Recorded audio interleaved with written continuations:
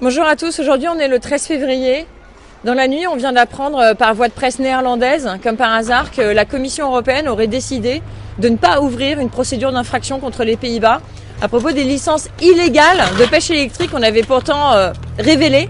Et la direction des pêches de la Commission nous avait en gros donné raison et avait demandé à l'ensemble des commissaires européens de se prononcer pour qu'ils ouvrent une procédure d'infraction formelle contre les Pays-Bas.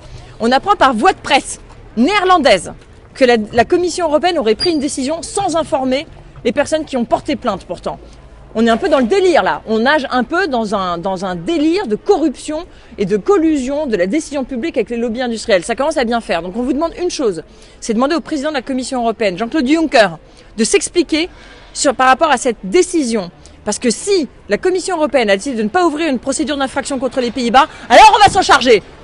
Voilà, c'est ça qu'on va leur dire, parce qu'ils ont le pouvoir, ils ont les lobbies avec eux, ils font ce qu'ils veulent dans les couloirs opaques de Bruxelles, mais on a la colère et on a les gens avec nous, et on commence à en avoir vraiment marre.